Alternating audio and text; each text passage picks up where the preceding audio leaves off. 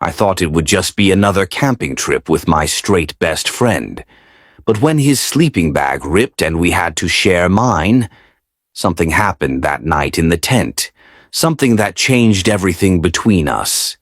My name's Nathan. I'm 25. And if I could live anywhere, it wouldn't be in a city apartment or a sleek condo downtown.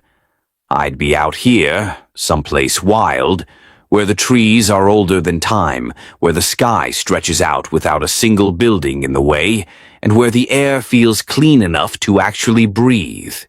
That's why I planned this trip. A full weekend off the grid in the Olympic National Forest. No Wi-Fi, no schedules, just the crunch of pine needles and stars that don't need streetlights to shine. And then there was Alex. I tried not to let my mind wander there. But it did, over and over again. We met 3 years ago in a sophomore year environmental science lab. He spilled a full jar of river sediment across our desk, muttered a curse under his breath, and I laughed loud enough to get a death stare from the professor. We were lab partners that whole semester. Then we became coffee buddies, then real friends, and somewhere along the way, I fell for him. Completely. He was everything I wasn't, confident, warm, magnetic. The kind of guy who could talk to anyone like they'd known each other for years. Alex talked with his hands. He leaned in when he really cared about something, and his eyes, God, his eyes, they lit up every time he mentioned the planet, wildlife, or the future of the Earth. But Alex was straight, or, at least, he'd only ever been with women.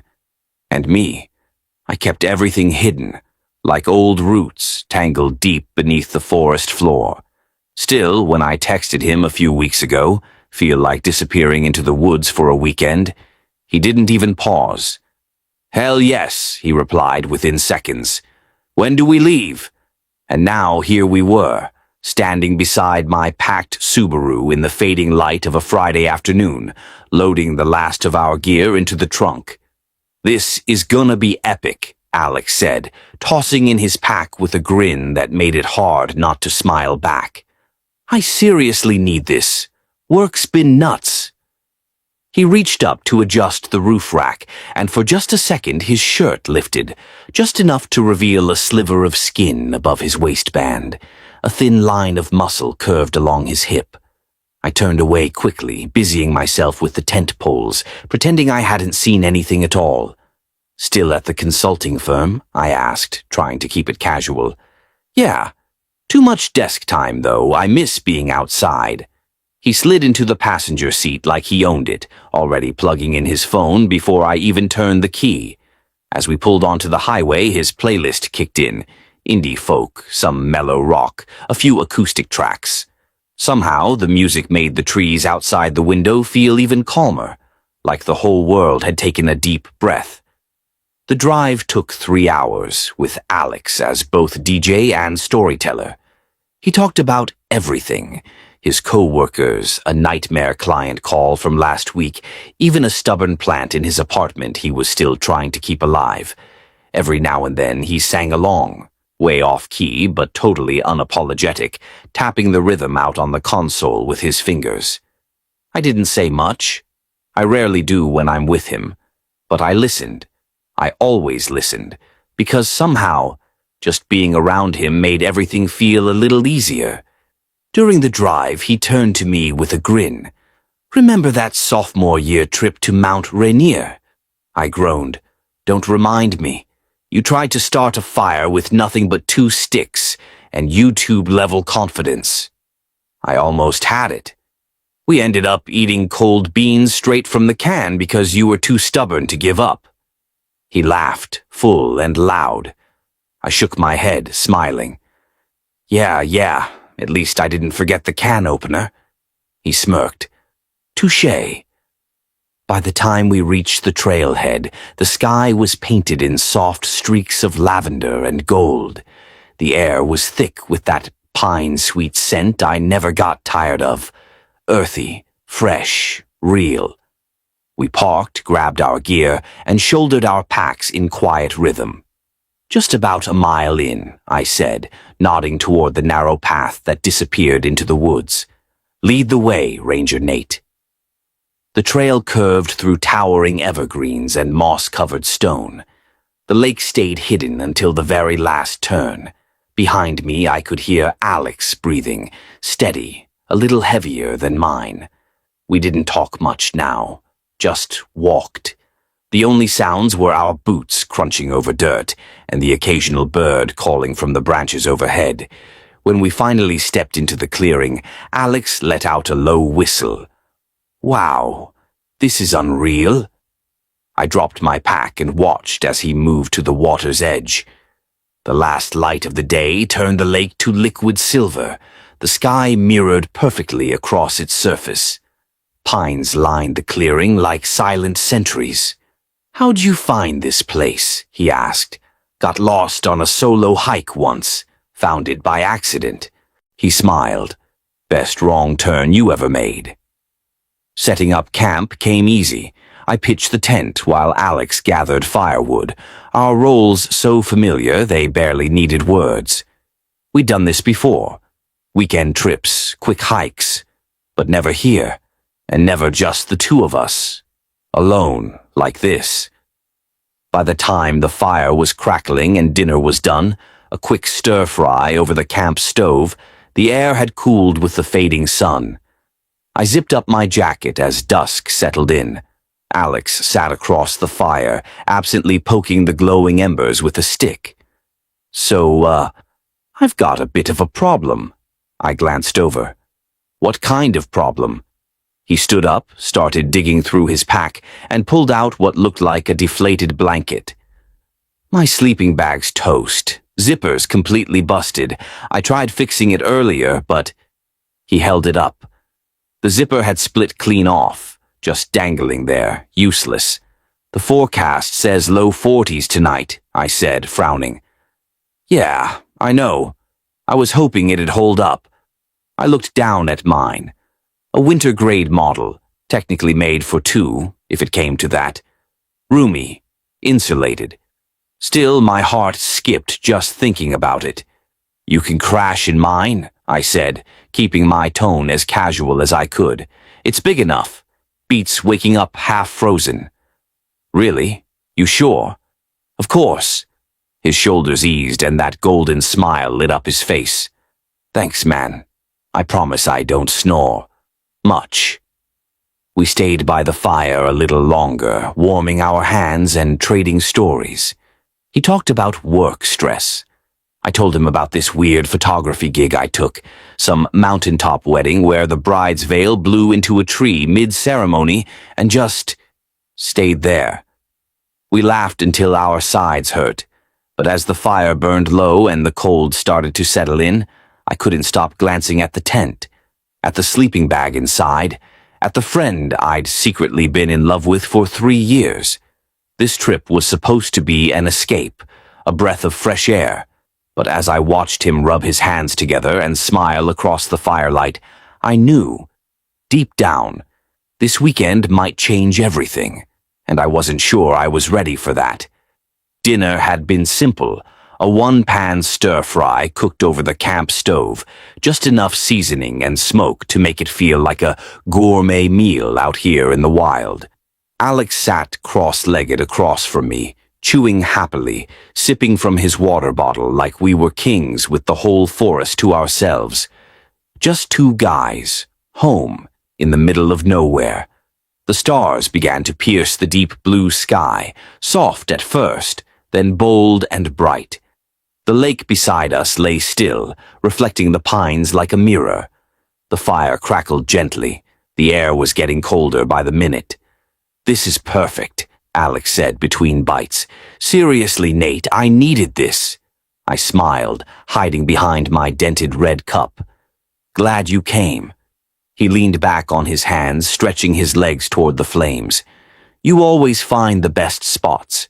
If I'd planned this trip, we'd be sleeping in a puddle behind some 7-Eleven. "You don't give yourself enough credit," I said. "You remembered marshmallows and forgot a sleeping bag," he shot back, grinning. I glanced over at his gear, still in a messy pile just outside the tent. Is it really that bad?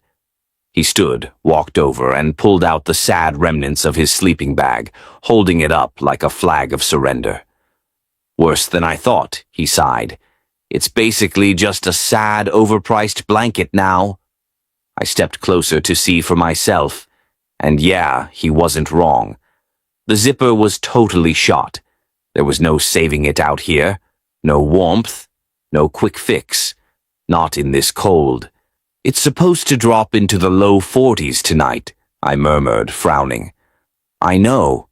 He rubbed the back of his neck, that familiar nervous gesture I'd seen too many times before. Look, I hate to ask, but your sleeping bag's that big winter one, right? My pulse quickened. I glanced toward the tent, at the double-wide, sub-zero rated bag I'd bought for a solo winter trip I never actually took. The one lying open now, waiting. Yeah, I said, keeping my voice steady. It's got room. Alex smiled, grateful, a little sheepish. We'll be snug, but I swear I won't steal the blanket. I shrugged, trying to sound casual, even as my heart thudded in my chest. Better than freezing to death. We moved through the familiar routine, packing up camp, sealing the food in the bear-proof container, dousing the fire, making one last trip to the trees. All the while, I tried not to watch him too closely, tried not to wonder what it would feel like to lie next to him, skin brushing skin, breath mingling in a space too small for anything but truth. Inside the tent, I laid the sleeping bag flat, unzipped halfway to make it easier to slip in. The lantern cast a soft amber glow against the nylon walls, flickering as the wind whispered through the fabric. Alex changed quickly, down to a t-shirt and flannel pajama pants.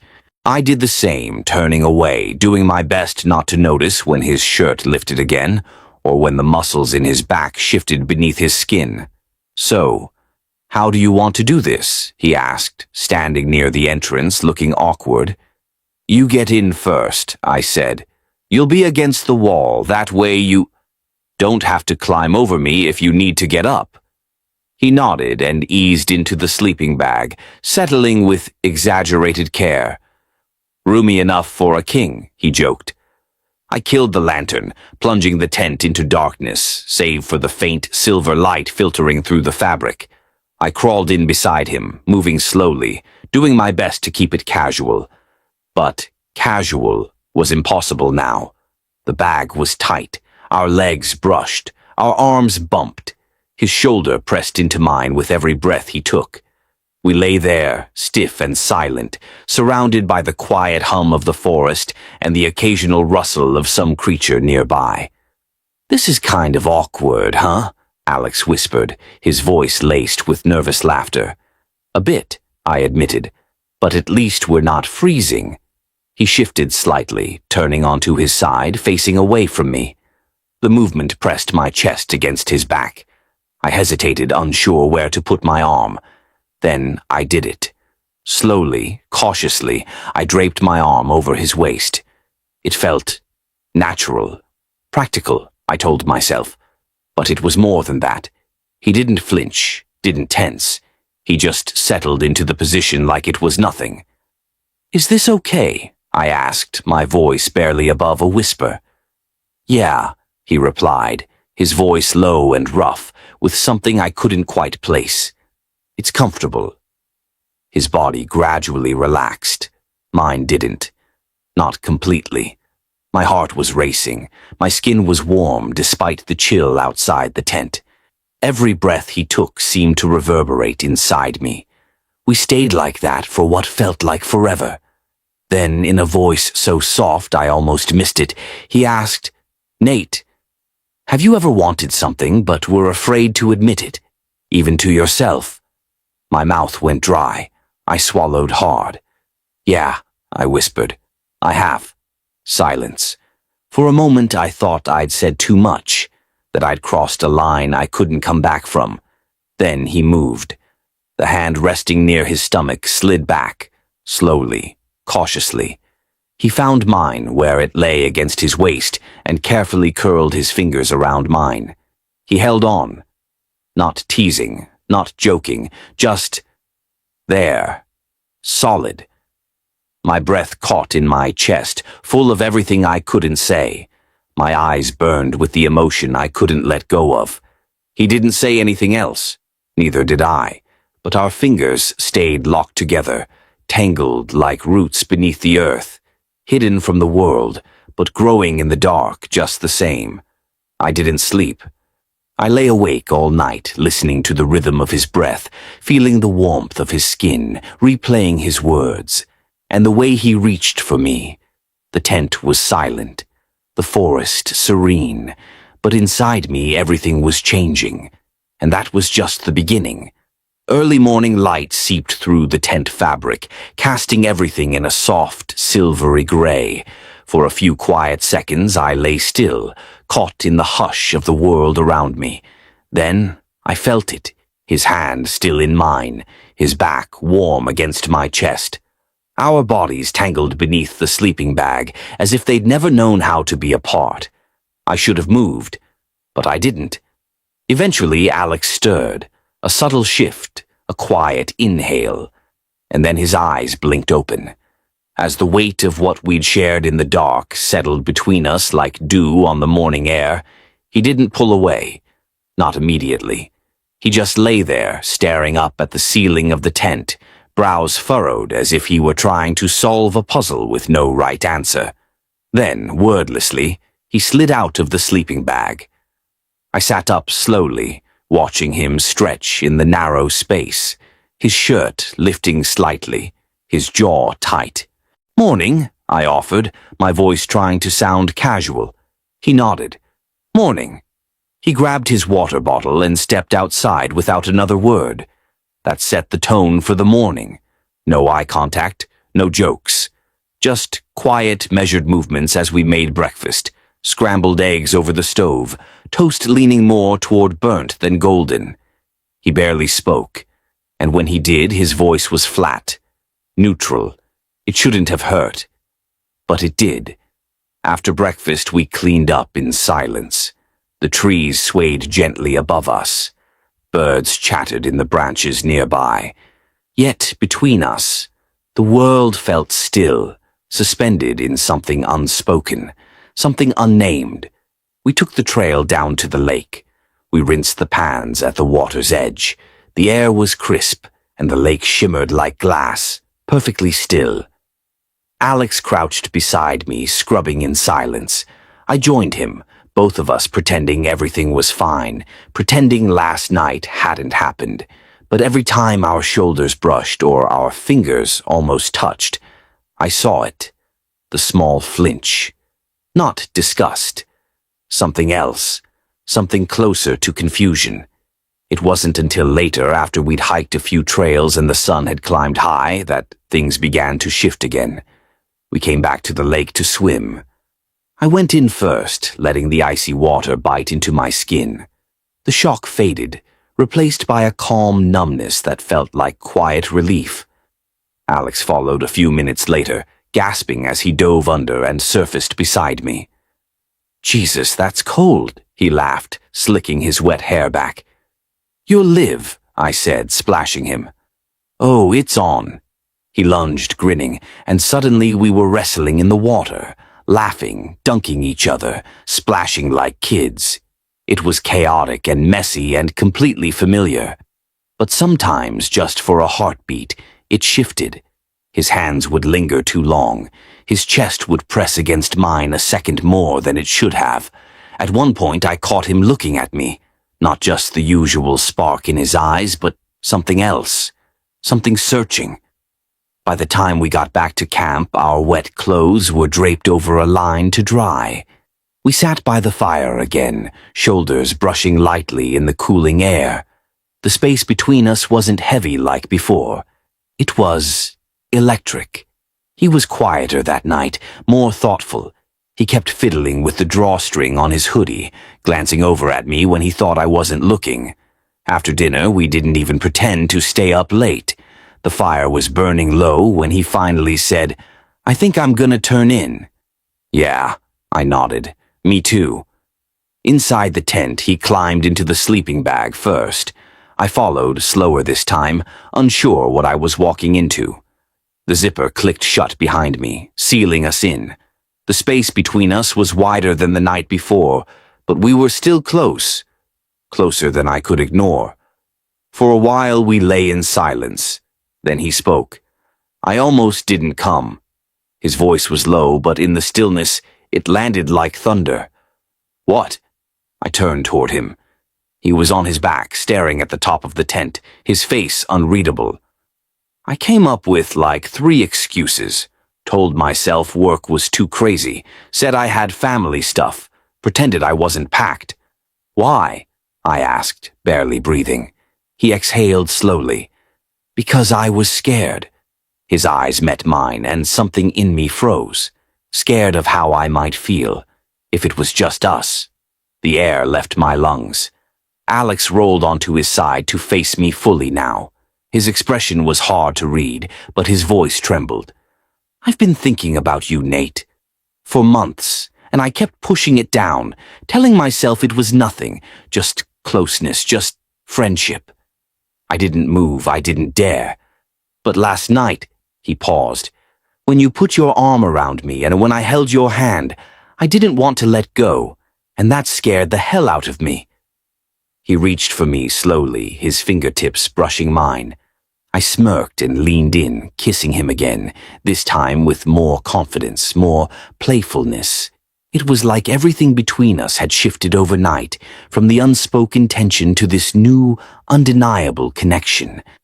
I grinned against his lips, laughing quietly when the spatula nearly slipped out of his hand. "You're incorrigible," I said, but my voice was soft, filled with the kind of joy I hadn't realized I'd been missing. "You love it," he teased, his eyes sparkling with mischief as he slid the eggs onto the plates, bumping my hip once more, deliberately this time. I rolled my eyes again, but the warmth in my chest was undeniable. Maybe. We ate together in silence, the only sound the crackling of the fire and the occasional bird call. The weight of everything we'd just shared settled between us in the most comfortable way. We didn't need words right now, it was enough to just be there, together, the world outside still waking up around us. "Want to go for another swim?" Alex asked, breaking the quiet, his voice light but with a hint of something more. Like he was testing the waters, just like I was. I glanced at him, my heart skipping a beat at how easy this felt now, how natural it seemed. "Sure," I said, the smile spreading on my face without any effort. "Last one in has to make lunch." "Oh, you're on," he grinned, already standing up and pulling off his shirt. We raced to the lake, laughing and pushing each other, the cold water hitting us with the same shock as before. But it felt different now, like everything that had been held back was finally free. Later, we sat by the fire again, drying off and soaking in the sun. Alex leaned back against the tree, his arm draped across the back of the log we were sitting on. He glanced at me, his gaze warm, the flicker of something unspoken between us that made my pulse quicken every time he looked my way. "You okay?" he asked, his tone quiet but genuine. I nodded, taking a deep breath. "Yeah, I think I'm finally starting to understand what comes next." Alex's smile softened, and for a moment, everything felt right in the world. He kissed me again before I could protest, leaving me breathless and laughing. After we ate, we packed our small day bags and hiked down one of the side trails that wound deeper into the forest. The canopy grew thicker with every step. We didn't talk about what we were doing, didn't label it, but his hand found mine as if it always belonged there. I held on, not wanting to ever let go. We stopped at a small waterfall I had discovered a year ago, a secret I had kept to myself until now. The water cascaded over moss-covered rocks, falling into a crystal-clear pool. Sunlight filtered through the trees, casting golden ribbons across the scene. Alex stood close, the mist from the water kissing his skin, his smile softer than I'd ever seen it. "I've always loved being in nature," he said, his fingers brushing mine. "But this is different." "How so?" I asked, heart racing. "I'm not just seeing it," he replied. "I'm feeling it. All of it. Like it's wrapping around me, and for the first time I can just exhale." Again, the space between us, still carrying the weight of everything we'd finally allowed ourselves to say. We didn't need to speak for a while. The quiet was comfortable now, like a familiar blanket wrapped around us, one we both fit into without question. The air outside had chilled, but the warmth between us was more than enough. Alex shifted closer, his hand finding mine in the dark, his thumb brushing over my skin, slow and steady. I squeezed his hand back, anchoring myself to the feeling of him here, of us, finally letting go of all the barriers we'd built around each other. He exhaled softly, his breath mingling with mine. "I'm glad I came," he whispered. I didn't respond right away. I didn't need to. I simply pulled him closer, feeling the beat of his heart match mine. That was enough. The world outside felt so far away. It was just us now, two bodies wrapped in the same sleeping bag, tangled together like roots finding their way into the earth. "We'll be okay," I said, more to myself than to him, as much for reassurance as for truth. Alex nodded, his breath evening out as sleep slowly claimed him. "Yeah, as long as it's us." And under the stars, with the world quiet and the weight of our words finally settling into place, I knew he was right. It wasn't like before. There was no hesitation, no lingering doubt about whether this was okay. We both already knew the answer. Alex turned toward me, his eyes catching the silver-blue moonlight that filtered through the tent. "Nate," he said, his voice low, unsteady. "I've never felt this way before with anyone." I cupped his face, my thumb brushing gently along his cheek. "Me neither." He kissed me first this time, deep and slow, filled with something reverent, like he was trying to memorize the shape of my lips, the sound of my breath. Clothes came off gradually, between kisses, laughs, and trembling fingers. His hands explored me like he was discovering a world he never knew he needed. My body responded to his touch as if it had been waiting for this, waiting for him. We made love in the dark, quiet and close, our bodies pressed together in the narrow cocoon of the sleeping bag that had brought us here.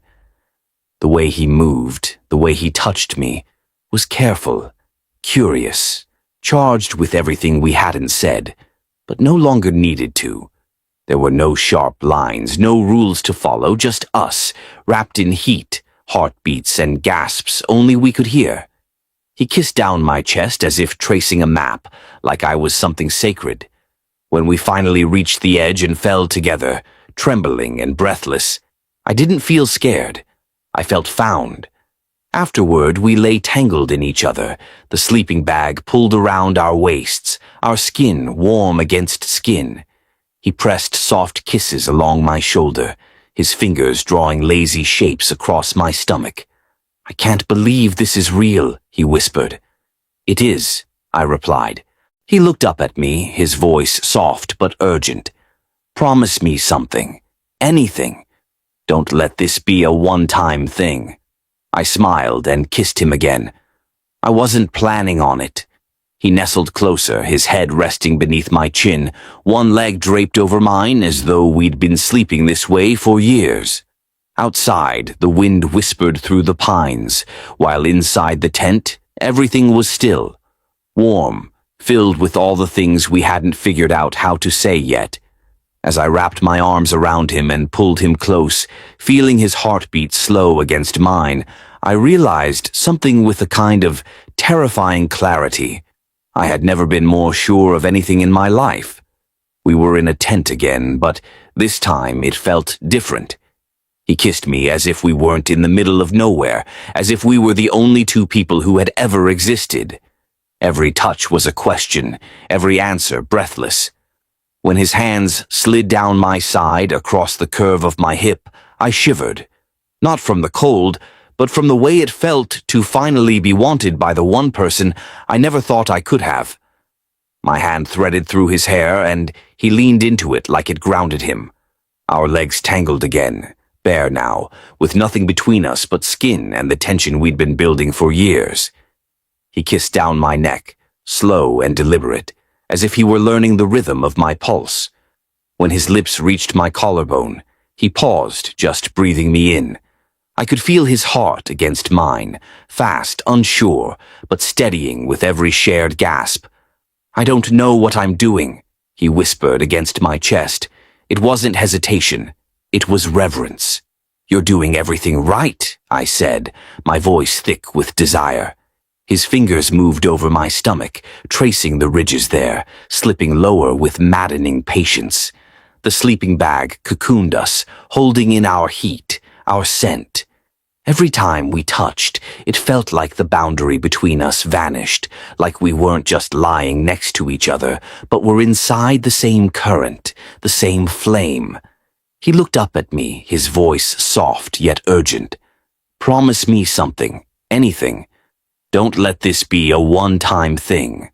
I smiled, kissing him again. I wasn't planning on it. He curled closer, his head resting beneath my chin, one leg draped over mine. It felt as if we'd always slept this way.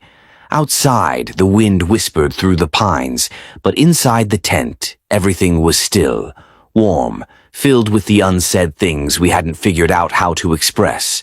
As I wrapped my arms around him, pulling him close, I felt his heartbeat slow, matching mine. And in that moment, with terrifying clarity, something struck me. I had never been more sure of anything in my life. We were in a tent again, but this time it was different. He kissed me as if we weren't alone in the wilderness, as if we were the only two people who mattered. Every touch felt like a question, every answer a breathless reply. When his hands slid down my side across the curve of my hip, I shivered. Not from the cold, but from the overwhelming feeling of finally being wanted by the one person I never thought I could have.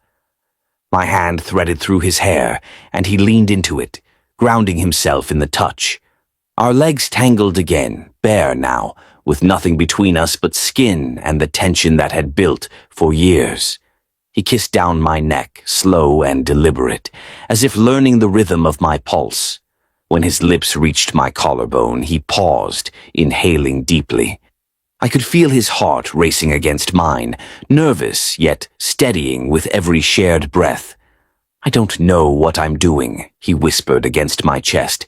It wasn't hesitation, it was reverence. "You're doing everything right," I breathed, my voice thick with desire. His fingers traced the lines of my stomach, slipping lower with maddening patience. The sleeping bag cocooned us, holding in our warmth and scent.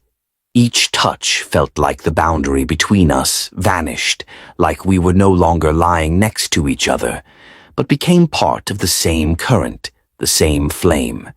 He rolled us gently, climbing over me with a careful hunger. The moonlight made his eyes almost translucent, glowing from within.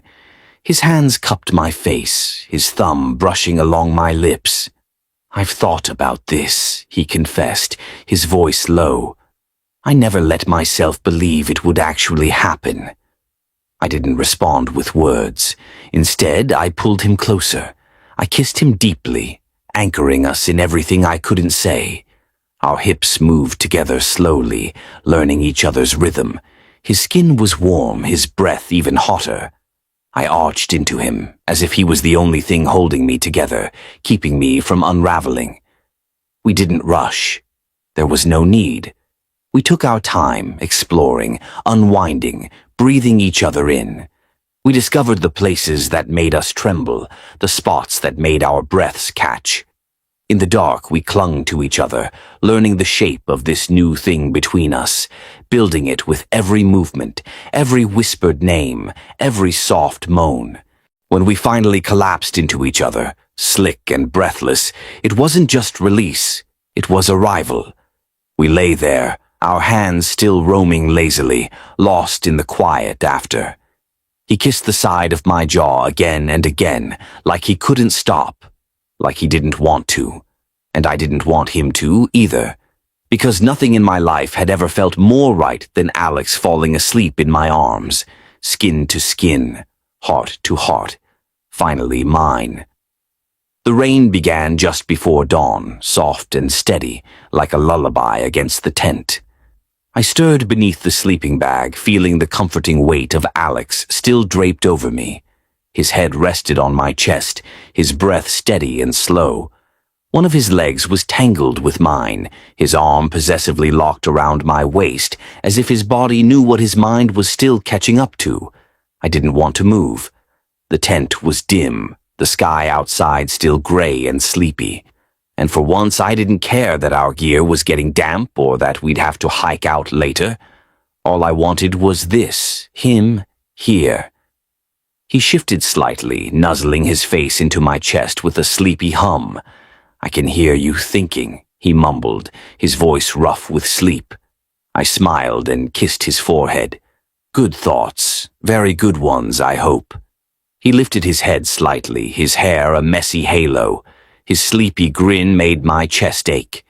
I whispered his name, but we didn't need words that morning. We kissed lazily beneath the blanket, sharing a quiet affection that didn't require explanation. Eventually, the real world started creeping in. The tent grew colder, the rain showed no signs of stopping, and we had to begin packing up. Alex sat cross-legged near the fire pit, watching the smoke curl into the damp air as I rolled up our sleeping gear. He looked peaceful, but there was something pensive in his eyes. "You okay?" I asked. He looked over at me and nodded. "Yeah, just thinking." I sat beside him, close enough for our knees to touch. "About this place, this weekend." He paused, his voice low. "It's going to stay with me, no matter what happens next." I reached for his hand, intertwining our fingers. "Me too." We worked together, taking down camp as efficiently as we had set it up, but this time there were pauses. A kiss after folding the tent, a hug when we sealed the last food bag. Every time we passed gear between us, Alex's hand brushed mine. The hike back was slow, partly due to the rain-slicked trail, but mostly because we kept stopping beneath trees, kissing when we thought no one could see. Every time he looked at me with that quiet smile, it hit me again. This wasn't just a fling. It wasn't just a fleeting moment in the woods. We were something now. When we reached the car, Alex tossed his pack into the trunk and turned to me, rain dripping from his hair. "Wait," he said suddenly, stepping forward and pulling me into him, wet jacket and all. "Before we go back." His mouth found mine in the rain, slow and sure, like he already knew. When we finally pulled apart, he rested his forehead against mine. "I love you, Nate," he whispered. "I think I've known for a while. I just didn't let myself believe it." My heart nearly exploded. I placed my hand over the console, only pulling away when I needed both hands for the road. We talked about normal things, movies, work, whether the Thai place near his apartment was still open. But underneath it all, something deeper lingered, unspoken yet present. We were already building something. As we neared the city, he squeezed my hand. "What's funny?" I asked. He looked at me, confused. "What?" "I was terrified of coming back to the real world after this," I said. "But now, I think I'm excited." "Why?" he asked, a smile tugging at the corners of his mouth. "Because I still get to do all the same things I love, coffee runs, movie nights, trail hikes, but now I get to do them with you." I smiled, warmth blooming in my chest. "Yeah, and now I get to kiss you afterward." He grinned and kissed my knuckles. "It's like I'm falling in love with my best friend all over again, but this time, for real." When we reached his place, neither of us moved to get out right away. The rain tapped softly on the roof, and the world outside was still, like it was holding its breath. "Stay tonight?" he asked quietly. "I'm not ready to let you go yet." I leaned in, kissing him gently. "Not tonight. Not ever." As we carried his gear upstairs, giggling like kids in the elevator, I knew something for certain. That broken sleeping bag hadn't just led to one unexpected night. It had cracked open something we'd both been keeping buried, and now there was no going back. Only forward. Together. We didn't say goodbye that night. We didn't need to. Later, as I stood in Alex's kitchen, watching him laugh at something dumb I said, barefoot, glowing in his own space, I realized I wasn't just leaving with memories. I was leaving with him. This trip, this tent, this forest. It all started with a broken sleeping bag and ended with a promise. A promise that what we found out there wouldn't stay lost in the trees. That this was real, and no matter what the world had in store for us next, I knew one thing for sure. I had fallen in love with him, my best friend, and by some miracle, he had fallen for me too. I know this isn't the end, it's just the beginning. So, let me know in the comments what you think. Do you think we can make this work together? As we move forward, I know there will be challenges. The world outside will keep pulling at us, testing everything we've built. But in moments like this, with him by my side, I feel like we can take on anything. Because love isn't just in the grand gestures, it's in the quiet moments too. The smiles, the laughter, the simple everyday acts of choosing each other over and over again. So, no matter what comes next, I'm not letting go. This is only the beginning. And as I look ahead, all I see is us. Together.